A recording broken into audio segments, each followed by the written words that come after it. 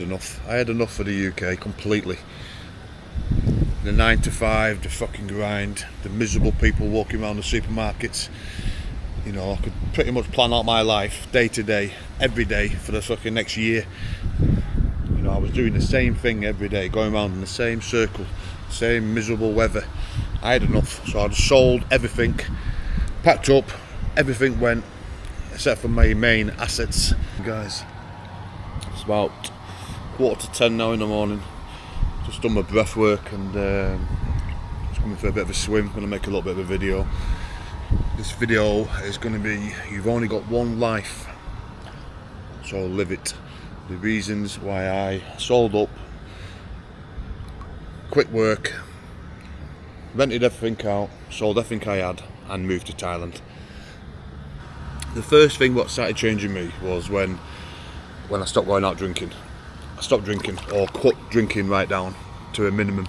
So I was losing interest in going out on the weekends. I started changing lads' holidays for training holidays, and then obviously I started inviting the lads who were down at the gym, who were doing the boxing, and we started going down to places like Tenerife and using some great gyms down there. And we started mixing it around, and then one day me and my mate Tom, because he doesn't drink as well, one of my best mates, we decided to go to Thailand. We went to Phuket street, fitness street. Some people call it fighting street, some people call it fitness street, and it was a big 2 mile, 3 mile soy, just full of every gym you can think of, from boxing to Muay Thai to it's the most famous strip for people around the world who wanted to come and visit Thailand and train on the in the famous gyms. A lot of the famous boxers and MMA guys tend to train down there in certain seasons. So anyway, cut a long story short, me and my friend Tom, we booked a short holiday. It was only for 2 weeks. Just fancied getting away. We've been working hard, sick of the grind, 9 to 5 grind in the UK, and we went to Thailand. And we trained every day. It was sunny most days, a few little showers, and then I started realising, I remember even speaking to Tom, and I said, look, I could potentially live over here. I said, you know, with the costs of what it costs for food and the gyms and the accommodation, once we had a little bit of a mooch around, we got an idea what things were going to cost. I said it's possible we could, I said that'd be the dream, wouldn't it? To live in Thailand, train, do everything you want to do. Don't get, no rush in the morning, no work, no stress. Got back to England, back to the grind, working. Looking at my routine every day, I was doing the same sort of thing. I could pretty much tell you the same day for every day for the same week, every day for the same month. I know that everyone does that, and I know that's a routine. You get up in the morning, you walk the dog, for me it was straight to the tattoo shop, get set up for tattoos, maybe do a bit of training, work, train again after work, and then go home, walk the dog, make the tea, and and that was it. Then bedtime. And for me, it just started grinding away at me slowly. Seeing people are tattooed, and it's been like 8 years since I last seen them, and it felt like fucking 6 months ago. And I was thinking, where are these years going?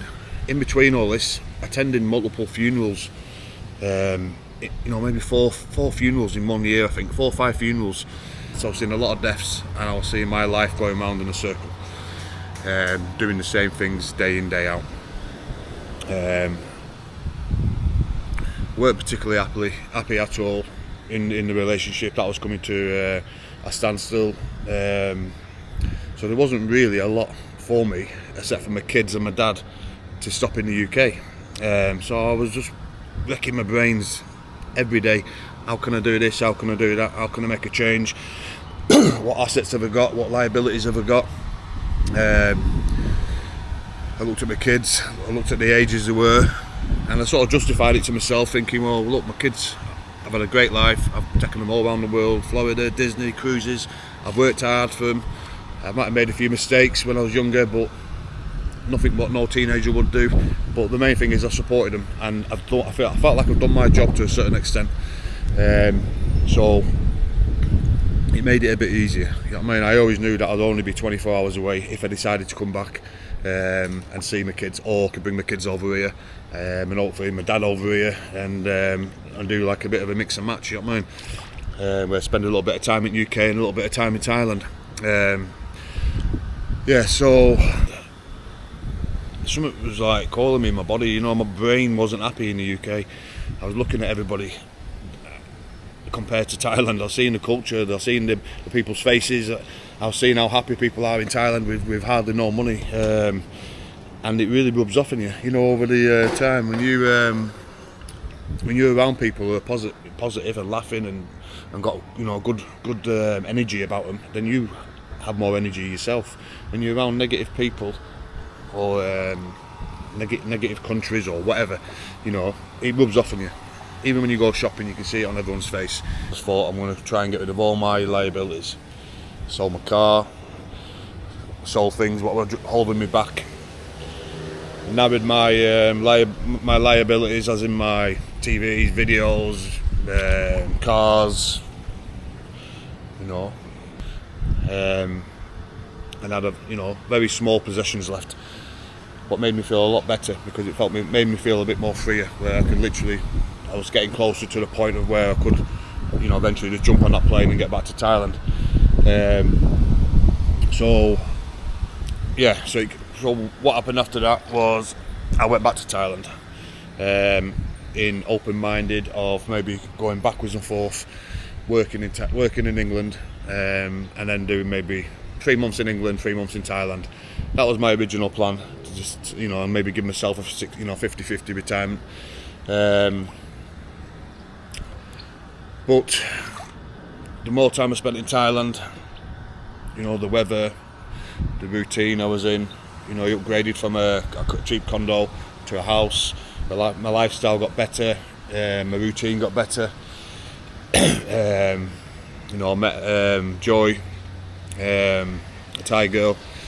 You know, so between us and between our finances, we had a pretty good standard of living for what we need. You know, it's not a lot of money, but we had a good standard of living.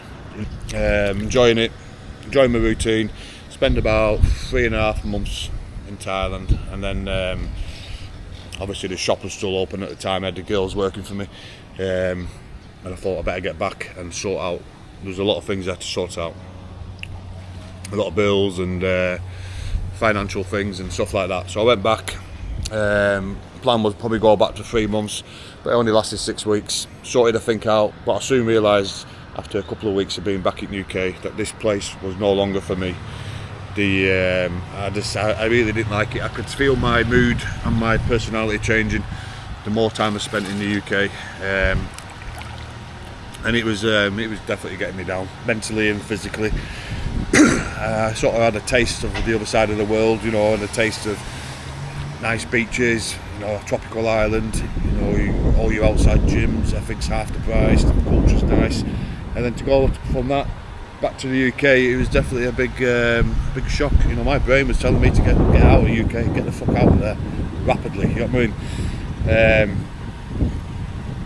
So that's what I did. You know, I finished off the last few things in the shop. The girls moved forward and got their own shop. Worked out in good timing, to be fair. And I wish them all the best. You know, because you know I was then pretty much. You know, I felt like I was totally free then. You know, all I had to do was shut up my shop. You know, other things were rented out, and I could shoot off. You know, and maybe come back to the shop whenever I want and do some work. So that's what I did. I lasted 6 weeks in the UK, and couldn't wait to get back. And here I am now, another 3 months in. You know, since then, it's a lovely area. And on the other videos, you'll see my daily routine. And obviously the pros and cons with going out with a Thai woman and the relationship, tips and tricks of obviously being in Thailand with a Thai woman. So there's different videos talking about other parts of my life. But here I am now. Now, my plans for the future. How I'm feeling at the moment, I don't really want to ever go back to the UK. You know, the only things that make me go back are my kids and my dad. And obviously I enjoy seeing my good friends. You know what I mean? So looking forward, this is where I'm going to be based. You know, I've got a DTV visa in Thailand, 5 years.